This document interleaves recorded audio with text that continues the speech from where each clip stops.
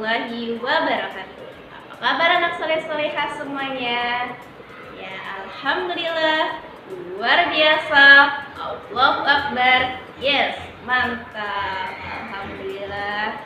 Ya, semoga semuanya selalu dalam keadaan sehat, selalu dalam lindungan Allah, dan tetap semangat belajar di rumahnya ya. Amin, amin ya robbal alamin. Baik, sebelum kita memasuki materi, mari kita membaca doa bersama-sama. Bismillahirrahmanirrahim. Rabbi zidni ilma warzuqni fahma. Ya Allah, berikanlah kami ilmu yang bermanfaat dan beri kami pemahaman. Amin. Amin, amin ya rabbal alamin. Semoga doa kalian terkabul ya. Baik, nah untuk pembelajaran hari ini kita akan mempelajari 3 materi. Yang pertama yaitu hak dan kewajiban kita terhadap lingkungan. Yang kedua yaitu cara melestarikan lingkungan. Dan yang ketiga yaitu tentang praktik wawancara. Tujuan pembelajaran hari ini yaitu dengan mengamati, siswa dapat menentukan perilaku yang menunjukkan pelaksanaan kewajiban dan hak terhadap lingkungan dengan baik dan benar. Kemudian, dengan mengamati, siswa dapat menyelesaikan masalah yang berkaitan dengan pelestarian lingkungan dengan baik. Dan yang terakhir, dengan tanya jawab, siswa dapat mempraktikkan wawancara dengan narasumber di sekitar dengan baik dan sopan. Jadi, karakter yang diharapkan dalam pembelajaran hari ini yaitu kalian dapat memiliki rasa peduli terhadap lingkungan, kemudian bertanggung jawab, disiplin, berani, dan memiliki rasa sopan dan santun. Nah, mengulas kembali materi yang sebelumnya yaitu tentang sumber daya alam. Masih ingatkah kalian sumber daya alam ada berapa macam? Iya, ada dua macam. Yang pertama yaitu sumber daya alam yang dapat diperbarui. Iya, contohnya air, matahari, angin, air laut, dan masih banyak lagi lainnya ya, yang tidak akan pernah habis. Dan yang kedua yaitu ada sumber daya alam yang tidak dapat diperbarui. Apa sih yang tidak dapat diperbarui? Iya, ternyata ada bahan bakar fosil dan nuklir. Nah, contoh-contoh itu dia akan cepat habis jika sering kita gunakan. Nah, oke, mantap. Ternyata kalian semua masih ingat ya. Baik, kita akan mempelajari ke pembelajaran keempat hari ini. Sekarang Bukiki punya gambar nih di sini. Silakan kalian lihat. Tara. Nah, di sini ada gambar Salman, Jono, dan Tigor. Sedang apa ya mereka? Iya, ternyata mereka sedang membaca mading. Nah, di mading itu ada berita loh. Iya. Nah, kalian mau tahu beritanya apa? Ya, silahkan kalian baca dan buka buku paket tematik empati halaman 34 ya. Ya, setelah kalian membaca di halaman 34 yaitu dengan judul Penyebab Banjir Jakarta Bukan Hanya Karena Hujan Ekstrim. Nah, di situ dalam teks tersebut ternyata ada sumber daya alam yang disebutkan. Apa ya kira-kira ya? Iya, betul, ternyata ada sumber daya alam yaitu air. Nah, air ini termasuk sumber daya alam yang dapat diperbarui. Nah, di sini ternyata ada masalah loh. Apa ya? Iya, ternyata masalahnya dalam berita yaitu banjir. Nah, banjir ini disebabkan karena adanya kelalaian manusia. Ya, tidak melaksanakan kewajiban. Kewajiban apa sih? Iya, kewajiban itu adalah sesuatu yang harus dilaksanakan. Nah, dan juga selain ada kewajiban, yaitu ada hak. Hak itu apa ya? Hak itu adalah sesuatu yang kita dapatkan setelah kita melaksanakan kewajiban. Nah, dalam berita ini ternyata ada kewajiban yang tidak dilaksanakan oleh manusia. Apa ya kira-kira? Ya, betul, ternyata yaitu adanya saluran air yang tersumbat. Nah, tersumbat ini pasti penyebabnya karena manusia membuang sampah sembarangan. Saluran air tersumbat, terus sampahnya berserakan di mana-mana, bahkan di pinggir sungai. Nah, itu yang menyebabkan banjir, menyebabkan masalah. Dan coba, kewajiban kita terhadap lingkungan apa ya? Iya, betul, yaitu kita harus menjaga lingkungan dengan cara membersihkan lingkungan, menyapu, kemudian tidak membuang sampah sembarangan, dan masih banyak lagi ya kewajiban kita terhadap lingkungan. Iya. Setelah itu kalau kita menyapu lingkungan, menyapu halaman sekitar rumah, tidak membuang sampah, apa sih yang kita dapatkan? Hak apa yang kita dapatkan? Iya, hak kita yaitu tidak mengalami banjir. Terus yang kedua, saluran air lancar. Kemudian kita dapat menghirup udara segar, ya enggak?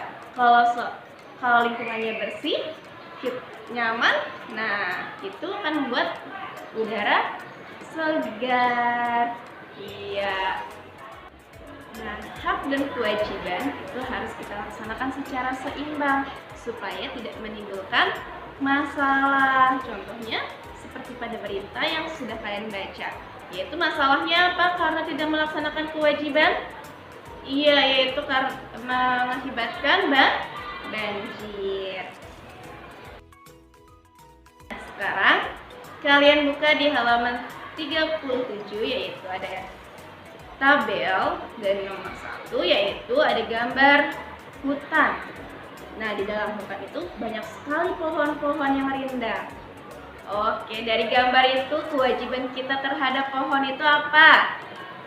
Iya, terhadap hutan. Kewajiban kita yaitu tidak menebang pohon secara sembarangan atau secara liar. Nah, kalau kita tidak melaksanakan kewajiban, kita tetap menebang pohon secara liar, apa akibatnya? Ya, akibatnya longsor, banjir, ya kan? Kita sendiri yang rugi, kita yang kena. Makanya kita harus melaksanakan kewajiban kita terhadap pohon itu, terhadap hutan. Nah, hak kita apa setelah melaksanakan kewajiban itu? Ya, hak kita yaitu mendapat air yang bersih, mendapatkan lingkungan yang nyaman, dan kita tidak terkena polusi. Ya, tadi kita sudah belajar hak dan kewajiban kita terhadap lingkungan. Nah, sekarang kita tanya-tanya yuk ke seorang tokoh di lingkungan sekitar kalian. Ya, salah satunya boleh dengan pedagang ya. Nah, dalam tanya-tanya itu, tanya jawab ketika kita dengan seseorang atau satu orang dengan orang lain. Nah, itu disebut wawancara, kegiatan wawancara. Nah, kegiatan wawancara ini itu ada 2 tokoh. Yang pertama ada pewawancara. Nah, pewawancara ini yaitu adalah orang yang bertugas untuk menanyakan sesuatu. Iya, yang selalu bertanya itu adalah pewawancara. Dan yang kedua yaitu ada narasumber. Narasumber ini adalah orang yang kita tanyakan, orang yang ditanya oleh pewawancara. Nah, yang menjawab pertanyaan itu disebut narasumber. Nah, sebelum kita melakukan wawancara, ada beberapa hal yang harus disiapkan sebelum wawancara, yaitu yang pertama yaitu menentukan topik atau tema, dan yang kedua menentukan narasumbernya. Kita mau menentukan temanya yaitu tentang kenaikan harga telur misalnya, kenaikan harga telur. Nah, narasumbernya siapa yang kita wawancarai? Ya, pastinya pedagang telur. Iya.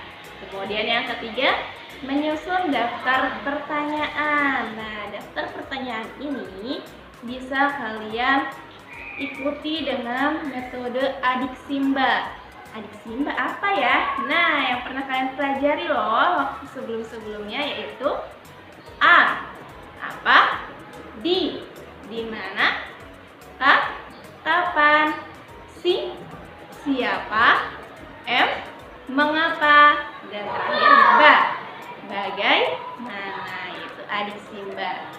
Ya, nah metode ini bisa kalian gunakan untuk membuat daftar pertanyaan ya. Oke, setelah kalian membuat daftar pertanyaan, silakan kalian melakukan wawancara. Nah, wawancara ini, ketika wawancara, itu juga harus punya etikanya. Iya, etikanya yaitu ketika kita mau mewawancarai, sebelum kita harus meminta izinnya dulu. Iya, meminta izin. Bu, apakah boleh saya meminta waktunya untuk wawancara sebentar? Nah, seperti itu ya. Kemudian setelah kita meminta izin, jangan lupa gunakan bahasa yang baik, yang sopan dan santun. Ya, gunakan bahasa yang baik, yang tidak membuat seseorang itu tersinggung. Kemudian barulah kita mengajukan pertanyaan berdasarkan daftar pertanyaan yang sudah kalian buat. Ya, dan yang terakhir yaitu silakan kalian merangkum atau melaporkan hasil wawancara kalian. Ya, baik. Jadi tugas kalian hari ini yaitu silakan perhatikan wawancara dengan seorang pedagang atau penjual di lingkungan sekitar kalian. Ya, boleh pedagang apa saja, boleh pedagang telur, sayuran, makanan, atau lain-lainnya. Ya. Nah, jangan lupa sebelum melakukan wawancara, pastikan dulu hal-hal yang harus disiapkan sudah siap. Iya. Jadi, kesimpulan pembelajaran kita hari ini yaitu kewajiban adalah segala sesuatu yang harus dilaksanakan, dan hak adalah sesuatu yang didapatkan setelah melaksanakan kewajiban. Nah, kewajiban dan hak ini harus kita laksanakan secara seimbang supaya tidak menimbulkan masalah atau bencana.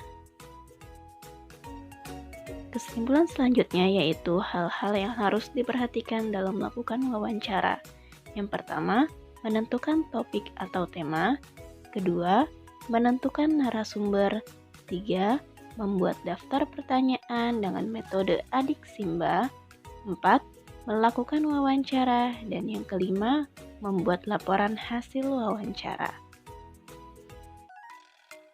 Makna ukhrawi dalam pembelajaran hari ini yaitu banyak bencana alam yang terjadi di sekitar kita, seperti banjir, longsor, gempa, dan masih banyak lagi.